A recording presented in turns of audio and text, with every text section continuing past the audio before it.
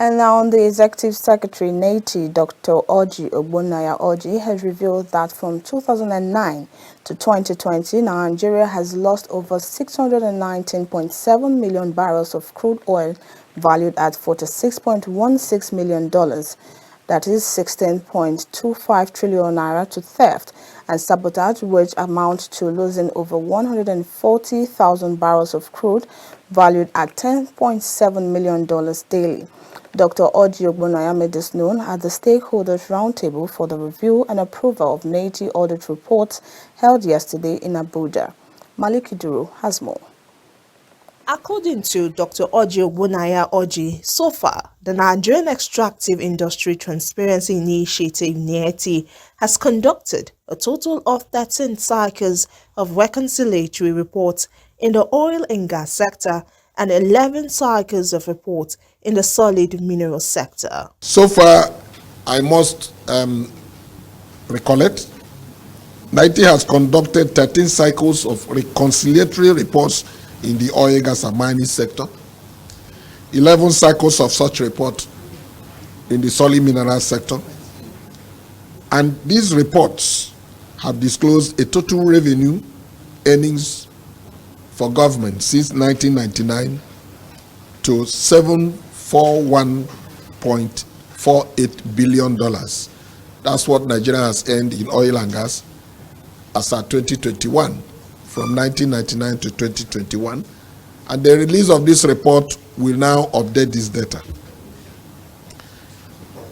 And from the solid mineral sector, the government has earned 635.3 billion naira from the solid mineral sector.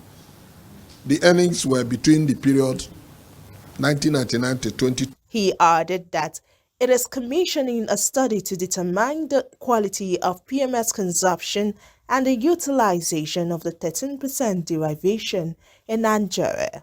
The objective of the report is to establish quantities of minerals produced during this period, 2021, quantities utilized in the country, and quantities also exported. The report also sought to establish the revenues paid by companies, oil, gas, and mining companies during the period, how much of those revenues actually entered into government coffers, and how and if those companies paid what they should pay, and if government received what they should receive. Other areas of focus of the NEITI report for this period is to identify investments made by the Federation or federal government in the oil, gas, and mining sectors, track subsidy payments in particular, company remittances, and liabilities. These are revenues that either were not paid or owed to federal government during the period. Meanwhile, Executive Director and former board member NEITI Faith Nwandishi has this to say. And so, Nigeria had gone through several validations and we have continuously done well. This report that we see today is that a lot of Nigerians also don't know that the importance that this brings. And that is where, when civil society say they are more important on the table, sitting on the table, it shows that it is civil society that has continuously used that information from the EITI to hold government and companies accountable. While the release of the report is due for the first week of September, the Nigerian Extractive Industry Transparency Initiative calls for the continued support of the various stakeholders as it believes that with collaboration, the natural resources of the country will work for the people and generation yet unborn.